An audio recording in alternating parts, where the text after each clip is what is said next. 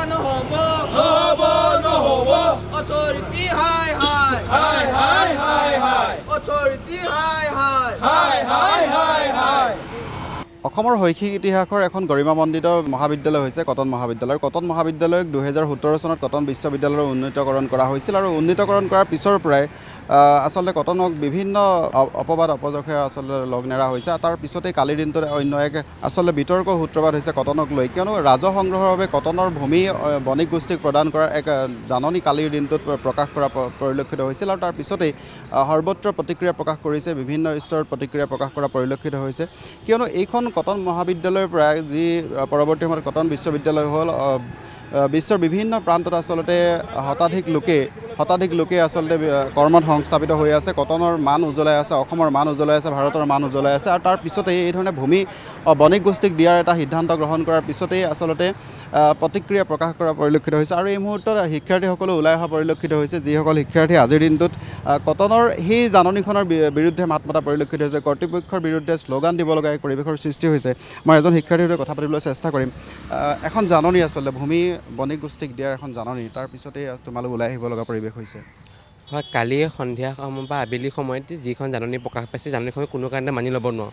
কাৰণ কটনত পঢ়া নপঢ়া কটনৰ, কাৰণ সকলো অসমীয়াৰ এটা আৱেগ কটনখন, প্ৰতিজন অসমীয়াৰ মনতে কটনৰ প্ৰতি ভাল পোৱা আছে। আৰু সেই কটনৰ মাটি কেৱল মাত্ৰ পুঁজি সংগ্ৰহৰ কাৰণে কোনোবা বহিৰাগত বণিক গোষ্ঠীক এৰি দিয়াৰ কথাটো আমি কোনো কাৰণতে মানি ল'ব নোৱাৰোঁ। আৰু আচলতে আমি যিখিনি সময়ত গৰ্ব কৰোঁ যে অসমৰ বৰ্তমানৰ মুখ্যমন্ত্ৰীজন প্ৰাক্তন কটনিয়ান, তেওঁ কটনৰ 3 বাৰৰ GS, কটনতে তেওঁ ৰাজনীতিৰ অৱাকশ শিকি যোৱা। তাৰপিছত তেখেত মুখ্যমন্ত্ৰী হৈ থকা অৱস্থাতে আজি আমি মাটি বিক্ৰী নকৰিব বুলি অনুৰোধ কৰিব অহা কথাটো অত্যন্ত লজ্জিত কথা। চাওক, কটনত তেওঁ 2017 চনত শিক্ষামন্ত্ৰী হৈ থকা অৱস্থাতে কেৱল মাত্ৰ বাহ ল'বৰ কাৰণে বিশ্ববিদ্যালয় ঘোষণা কৰি দিলে। কিন্তু বিশ্ববিদ্যালয় ঘোষণা কৰাৰ পাছত একমাত্ৰ কটনৰ মানদণ্ড নিম্নগামী হৈছে। যেতিয়া কটন কলেজ আছিল, তেতিয়া কটন ভাৰতৰ 3য় শ্ৰেষ্ঠ কলেজ আছিল, অসমৰ শ্ৰেষ্ঠ কলেজ আছিল। কিন্তু আজিৰ দিনত আপুনি কটনৰ বিশ্ববিদ্যালয়ৰ মানদণ্ড সুৰক্ষিত আমি লাজ পাম এইবিলাক কথা ক'ব পালে। আজিলৈ কটনৰ এটা প্ৰৱেশ দ্বাৰ নাই, ক্ল'জ কেম্পাছ হোৱা নাই, কেণ্টিনৰ সুব্যৱস্থা নাই, ক্লাছৰুমৰ ভাল অৱস্থা নাই। তাৰপিছতো আমি আশা কৰিছোঁ কটনৰ ভাল হওক। তাৰপিছতো ভোটৰ ওপৰত দানৰ পৰা আদি এনেধৰণে কটনৰ মাটি কোনোবা বহিৰাগত গোষ্ঠীক বিক্ৰী কৰি দিয়া কথা আমি কোনো কাৰণতে মানি ল'ব নোৱাৰোঁ। আমি অনুৰোধ কৰিছোঁ অনতি পলমে 24 ঘণ্টাৰ ভিতৰত কটন কৰ্তৃপক্ষই এই সিদ্ধান্ত বাতিল কৰক। যদিহে বাতিল নকৰে তেনেহ'লে কেনেকুৱা ধৰণৰ কাৰ্যসূচী গ্ৰহণ কৰা হ'ব? আজিৰ দিনটোত দেখা গৈছে যে তোমালোকে কটনৰ কৰ্তৃপক্ষৰ বিৰুদ্ধে শ্লোগান দিব লগা হৈছে।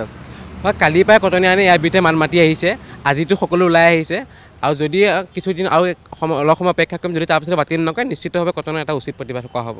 নিশ্চয়কৈ প্ৰতিবাদৰ কথা কৈছে, তেওঁলোকে প্ৰতিবাদ কৰিব। আৰু আজিৰ দিনটো দেখা গৈছে যে পুৱাৰ ভাগতে এই ধৰণে তেওঁলোকে শ্লোগান দিব লগা হৈছে, কৰ্তৃপক্ষৰ বিৰুদ্ধে অথৰিটি হাই হাই ক'ব লগা হৈছে। তাতকৈ লজ্জাজনক কথা হ'ব নোৱাৰে, কিয়নো অসমৰ শিক্ষামন্ত্ৰীগৰাকী কটনৰে একালৰ শিক্ষাৰ্থী বুলি কোৱা হৈছিল। তাৰপিছত এনেকুৱা এটা পৰিৱেশ হৈছে, মুখ্যমন্ত্ৰীজনো ইয়াৰে আছিল। তাকে কি ক'ম আৰু, শ্ৰদ্ধাৰ মুখ্যমন্ত্ৰীগৰাকীক হিমন্ত বিশ্ব শৰ্মা ডাঙৰীয়াক, তেখেতক আমি অনুৰোধ কৰিব পাৰিম, বেলেগটো একো কৰিব নোৱাৰোঁ। আমি অনুৰোধ কৰিম যে কটন এখন ঐতিহ্যমণ্ডিত শিক্ষা অনুষ্ঠান, ইয়াৰ পৰা মহান মনীষী ইয়াৰ পৰা ওলাই গৈছে। গতিকে এই ঐতিহ্যমণ্ডিত কটন বিশ্ববিদ্যালয়খন সংৰক্ষণ কৰিব পাৰিলে ভাল, আৰু সংৰক্ষণ কৰিব লাগিব আচলতে। কাৰণ কটন এখন কেৱল শিক্ষা অনুষ্ঠান নহয়, ই এটা আৱেগ, ই কটনিয়ানৰ আৱেগ, ই কটনিয়ানৰ এক আন্দোলন। গতিকে এই আৱেগো যদি বাৰে বাৰে এনেকৈ আঘাত জন্ম হয়, তেতিয়াহ'লে আমি শান্ত কেনেকৈ থাকিম? যোৱা ৰাতি মই খবৰটো পালোঁ, আৰু খবৰটো পাই আচলতে কি ক'ম, বহুদিন পূৰ্বে সিদ্ধান্ত গ্ৰহণ কৰিছে, কালি জাননীখনে জাৰি কৰিছে। আচলতে মই কালি গম পাইছোঁ, হয়তো কোনোবাই আগতেও গম পাব পাৰে, মই কালি গম পাইছোঁ। কালি গম পাই আচলতে মই আচৰিত হৈছোঁ, হতাশ হৈছোঁ। কাৰণ কটনিয়ানক নজনাকৈ কটনৰ এনেকুৱা এটা সিদ্ধান্ত ল'লে কটন কৰ্তৃপক্ষই, আচলতে আচৰিত। কাৰণ কটন কলেজৰ পৰা বিশ্ববিদ্যালয় হ'ল, আৰু বিশ্ববিদ্যালয়খনত কি পৰ্যাপ্ত সুবিধা লাগে সেই সুবিধাখিনি কটন বিশ্ববিদ্যালয়ত কিন্তু নাই। কটন বিশ্ববিদ্যালয়ত ইউৰিনেলৰ পৰা আৰম্ভ কৰি খোৱা পানীলৈকে, ক্লাছৰুমৰ পৰা আৰম্ভ কৰি লাইব্ৰেৰীত ষ্টাডি স্পেচলৈকে, ইনফ্ৰাষ্ট্ৰাকচাৰৰ পৰা আৰম্ভ কৰি বিভিন্ন ধৰণৰ সমস্যা কটন জৰ্জৰিত। আৰু এই জৰ্জৰিত কটন বিশ্ববিদ্যালয়ক আকৌ এনেকুৱা কটন বিশ্ববিদ্যালয়ৰ ভূমি বহিৰাগত প্ৰতিষ্ঠানক এনেকৈ বন্ধ কৰি দিব, এইটো কেনেকৈ মানি ল'ম? আমি মানি নলওঁ, কটনিয়ানে মানি নল'লে। কটনিয়ানে মাত মাতিছিল, কটনিয়ানে মাত মাতি আছে, আৰু কটনিয়ানে মাত মাতিব। এটা কথা কোৱা হয় যে শৈক্ষিক সমাজকে হওক বা যিকোনো ৰাজনৈতিক সামাজিক ক্ষেত্ৰতে হওক, কটনে প্ৰথম অংশগ্ৰহণ কৰে যিকোনো ক্ষেত্ৰতে। আমি দেখিছিলোঁ কা আন্দোলনটো কটনৰ পৰা আৰম্ভ হোৱা এটা আন্দোলন বুলি কোৱা হয়।